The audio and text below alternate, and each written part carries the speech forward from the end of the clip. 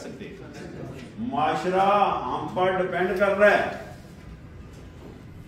ہم اچھا معاشرہ قائم کر سکتے ہیں بالکل اسی طرح جس طرح آپ کے سامنے آج سوشل میڈیا کہتے ہیں جی معاشرے میں سوشل میڈیا جو ہے نا نوجوان نسل کو تباہ کر رہا, ہمارا نوجوان نسل جو ہے نا برباد کر دیا سوشل میڈیا. بھائی ہرگز ایسا نہیں ہے. سوشل میڈیا تو ایک ٹول ہے نا, nothing more than that. Social media کون استعمال کر رہا ہے؟ ہم نہیں استعمال کر رہے سوشل میڈیا کو. فارورڈ کون کرتا ہے؟ ہم. اپ ورڈ کون کرتا ہے؟ ہم. ڈاؤن لوڈ کون کرتا ہے؟ ہم. اگر اپلوڈ بھی ہم کرتے ہیں, ڈاؤن لوڈ بھی ہم کرتے ہیں, فارورڈ بھی ہم کرتے ہیں تو we are responsible for that نا. ہم اس کے ذمہ دار ہیں مکمل. ہم چاہیں تو سوشل میڈیا کو اچھے کاموں کے لیے استعمال کر سکتے ہیں, ہم چاہیں تو برے کاموں کے لیے استعمال کر سکتے ہیں. تو یہ تو سارا ہم پر ڈپینڈ کر رہا ہے کہ نہیں کر رہا. میں نے عرض کیا کہ ٹوٹل سوشل میڈیا ہم پر ڈپینڈ کر رہا ہے, ہماری سوچ پر ڈپینڈ کر رہا ہے, ہمارے رویے پر ڈپینڈ کر رہا ہے. تو آپ نے سوچ سمجھ کر سوشل میڈیا کو استعمال کرنا ہے کہ آیا کہ یہ سبجیکٹ کو مجھے فارورڈ کرنا چاہیے یا نہیں کرنا چاہیے. آپ نے سوچ سمجھ کر سوشل میڈیا کو استعمال کرنا چاہیے. اگر آپ سوچ سمجھ کر استعمال کرتے ہیں تو اس کا پراپر استعمال آپ کے پاس آئے گا, اس کا رزلٹ اچھا آئے گا. ایسا ہی ہے کہ نہیں ایسا؟ یہ اسی طرح جس طرح میں پہلے دو فیکٹر میں نے پین پوائنٹ کیے کہ آرزو اچھی ہو تو آرزو سے دل سے پیدا ہوتی ہے کہ نہیں ہوتی؟ طرح طرح کے خیالات نہیں آ رہے ہوتے, یہ دل میں آ رکھے ہیں. یہ وہم و گمان, یہ طرح طرح کے شک و شباب, یہ سارے دل میں پیدا ہوتے ہیں. ایسا ہوتا ہے کہ نہیں ہوتا؟ تو دل پر اگر صرف بات کریں, دل کی بات کریں اور دل سے بات کریں, کیونکہ دل پر بہت زور دیا گیا ہے. نبی پاک صلی اللہ علیہ وسلم کے بارے میں پوچھیں تو دل پر کیا زور دیا اللہ کے پیارے نبی نے, جو کہ کائنات کے بہت بڑے سائنسدان تھے. انہوں نے کہا جی انسانی جسم کے اندر ایک گوشت کا ٹکڑا ہے, ایک لوتھڑا ہے گوشت کا جس کو دل کہا گیا ہے. کہتے ہیں اس میں خرابی ہے پورے جسم میں خرابی آتی ہے, اور اگر دل میں بہتری ہے تو پورے جسم میں بہتری آتی ہے.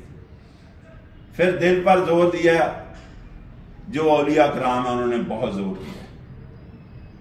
ان کا مقصد ہے کہ دل کو صاف رکھیں.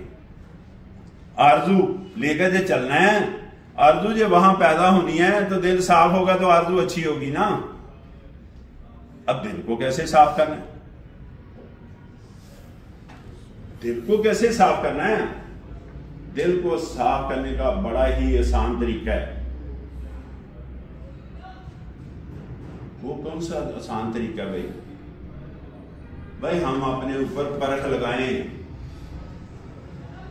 دل کو صاف کرنے کے لیے اپنے اوپر کیا کریں؟ پرکھ لگائیں, پرکھیں اپنے آپ کو, اسسمنٹ ویلیویشن میں ڈالیں کہ کیا ہم دوسروں سے بہتر ہیں یا نہیں, کیا ہم دوسروں سے بہتر ہیں کہ نہیں. یہ جج کریں.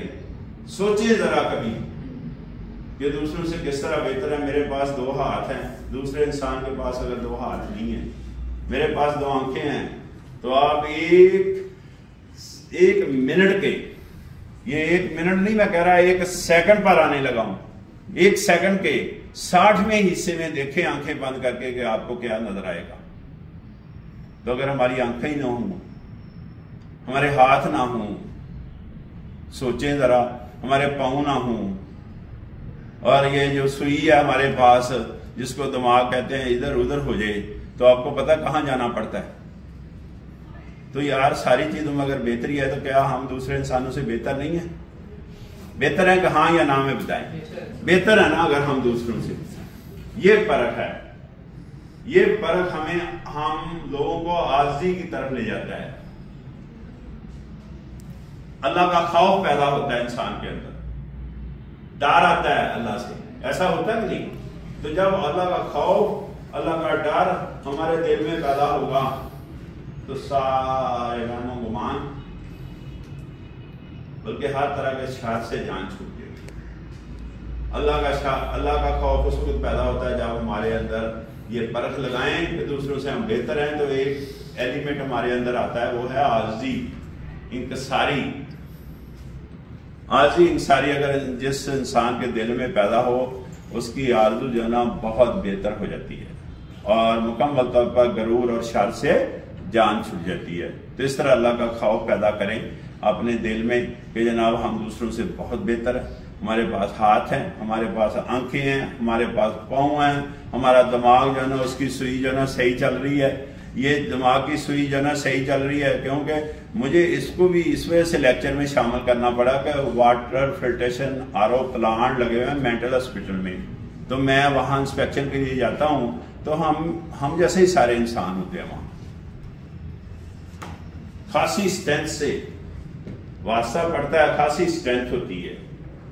تو سب یہ کہہ رہے ہوتے ہیں کہ ہمیں یار کیا مسئلہ, ہمیں تو کوئی مسئلہ نہیں ہے, میں 6 ماہ سے ادھر رہ رہا ہوں, کوئی کہتا میں 1 سال سے ادھر رہ رہا ہوں. پتہ چل رہا ہے بات کا. تو یہی مسئلہ ہے نا, سوئی ادھر سے ادھر, ادھر سے ادھر, یہی مسئلہ. اور کیا مسئلہ ہے؟ تو یہ بھی تو یار اللہ پاک کی بڑی خاص رحمت نہیں ہے ہمارے اوپر, ہے نہیں؟ تو ہمیں یہ چیزوں پر پرکھ لگائیں گے. ہمارے اندر کبھی پرکھ کب لگائیں گے؟ پرکھ اس وقت لگائیں گے جب ہم اپنی ایجوکیشن پر پرکھ لگائیں گے. ہم نے تعلیم تو لے لی, لیکن جب ہم اپنی ایجوکیشن پر پرکھ لگائیں گے کیا ہماری تعلیم ہماری زندگی کو 2 طرح سے سپورٹ کر رہی ہے. ہماری تعلیم ایک فیکٹر تو یہ ہے کہ کیا ہماری ذہنی کیفیت کو ہماری تعلیم بہتر کر رہی ہے, ذہنی کیفیت کو. اور دوسرا کیا ہے کہ کیا ہمارے پاس کوئی اسکل ہے جس سے ہم روزی روٹی بھی اپنی کما سکیں اور دوسرے انسانوں کے بہتر طریقے سے کام آ سکیں. اگر اسکل ہے بھی تو اس میں پرفیکشن لائیں, پرفیکشن سمجھ رہے ہیں کہ اس میں مزید بہتری لائیں تاکہ